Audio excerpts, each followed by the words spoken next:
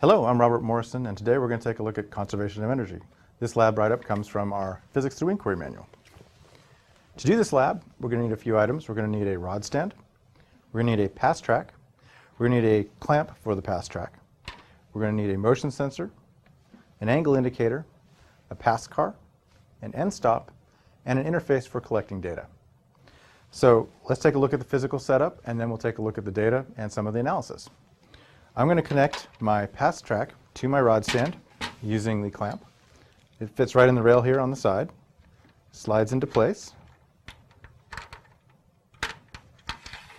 and then locks down using the nut.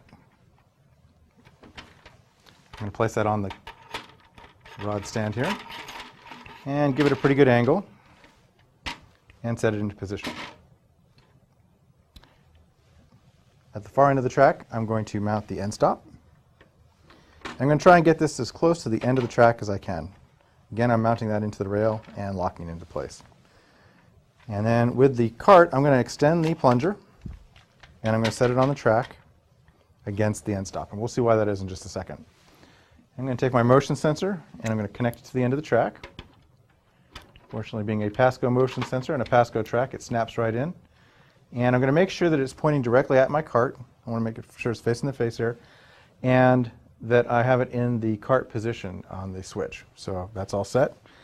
That way I'm not looking at any other thing in the room, the rod stand, the computer, any of that stuff. Then I'm going to connect that to my interface. Okay, that is pretty much the physical setup of the lab. I'm then going to measure the angle of the track. I'm using a PASCO angle indicator. This is really useful when you're doing it with the track. If I wanted to, I could mount it to the track. If I was looking at multiple angles, that lets me measure the angle from the same point each time. But since I'm just going to be looking at this angle once, I'm going to go ahead and set it on the track, take a look at that angle, and record that for later. Okay, I'm pretty much ready to start collecting data.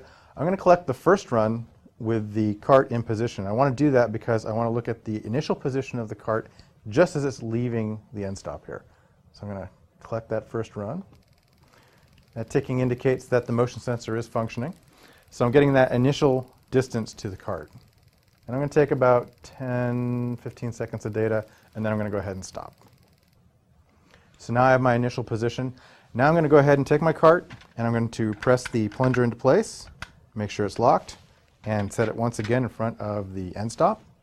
And we're good to go. I like to use an object to launch the cart. This gives us a little crisper launch each time.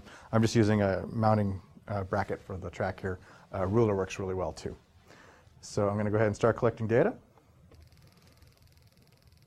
And then I'm going to launch the cart. I'm going to let that bounce a couple times because one of the things we're going to discuss is loss of energy as one of the factors that affects the accuracy of the lab. So I'm going to go ahead and hit the stop button. And we're going to go ahead and do some analysis. And that's all there is to the data collection. Okay. On the analysis side, I'm looking at a graph of position versus time. And I'm going to be looking at the value of position from the initial position, that first run, to the first peak in that position versus time graph. So I'm going to extend that a little bit. You also notice that we've been collecting data at 20 samples per second. The default for the sensor is 10 samples a second, so we did adjust that earlier.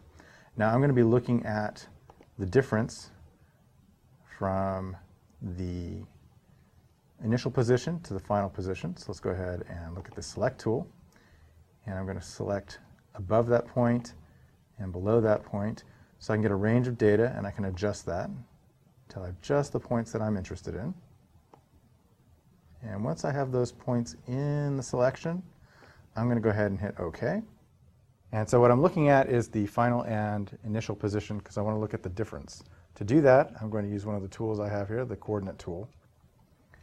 And I'm going to look at the difference between the initial and the final.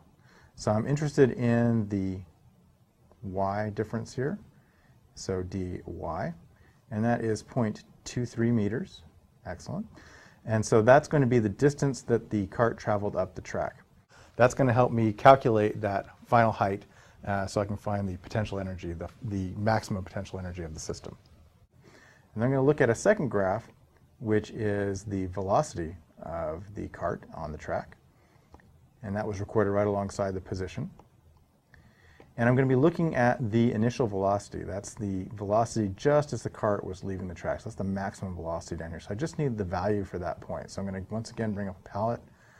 I'm going to use the selection tool. I'm going to highlight the point that I'm interested in. And I'm going to say OK. And I'm just going to get the coordinates for that point.